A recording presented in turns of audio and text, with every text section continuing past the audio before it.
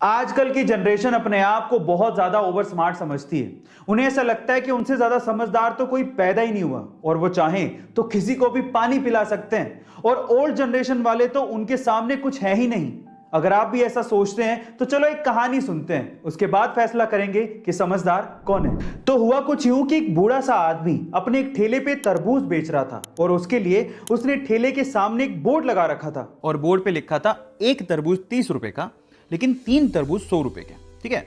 अब वहां से ना एक बंदा जा रहा था, काफी यंग था, अपने आप को स्मार्ट समझता था। वो रुक गया, उसने बोर्ड पढ़ा और बोर्ड पढ़ने के बाद अंदर ही अंदर हंसने लगा और सोचने लगा कि चलो आज अंकल के मजे ले लेते हैं।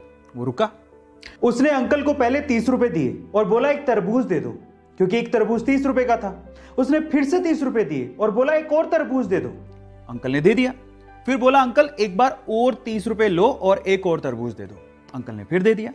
फिर हंसते हुए बोलता है अंकल देखो, मैंने आपसे 3 तरबूज 90 रुपए में खरीद लिए और आपने बोर्ड पे लिखा है 3 तरबूज 100 रुपए के। अंकल बिजनेस बिजनेस धंधा वंदा आपके बस की बात नहीं है, इसे बंद कर दो, घर जाओ। अब अंकल ने ना जो उसके बाद जवाब दिया वो बहुत मजेदार है, मुझे बड़ा मजा आया सुन के। अंकल मंद मंद मुस्कुराते हुए बोला, बेटा आजकल के बच्चे बड़े स्मार्ट हैं। वो चाहें तो एक तरबूज खरीदने आए थे, वो एक तरबूज खरीद के निकल सकते हैं या फिर सीधे भी निकल सकते हैं, लेकिन मुझे बिजनेस सिखाने के लिए और मुझे अनपढ़ साबित करने के लिए वो मुझसे 3-3 तरबूज खरीदते हैं। तरबूज वाले अंकल ने वाकई में बिजनेस करने का एक तरीका समझा दिया है। कैसे, मैं आपको बताता हूं। एक्चुअली अगर आप वाकई में अपने बिजनेस में सक्सेसफुल होना चाहते हैं और अगर आप ये चाहते हैं कि आपके कस्टमर आपसे लॉयल रहें, आपकी शॉप पर बार बार आते रहें और कहीं ना जाएं, तो एक चीज आप अपने दिमाग में डाल लीजिए।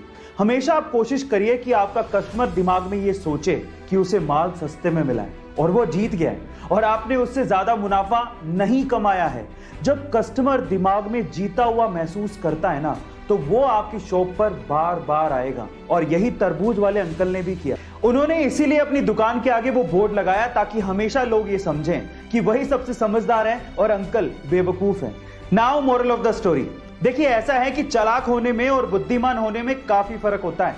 चालाक इंसान को ये अहंकार हो सकता है कि वो बुद्धिमान है, लेकिन एक्चुअली वो बुद्धिमान होता नहीं है, क्योंकि वही अहंकार उसकी बुद्धि को भ्रष्ट कर देता है। एक बात याद रखिएगा, भले आज आप लोग न्यू जनरेशन में आते हो, लेकिन एक दिन आप भी ओल्ड जनरेशन हो जाओगे और नई जनरेशन आएगी। इसलिए be careful about your smartness.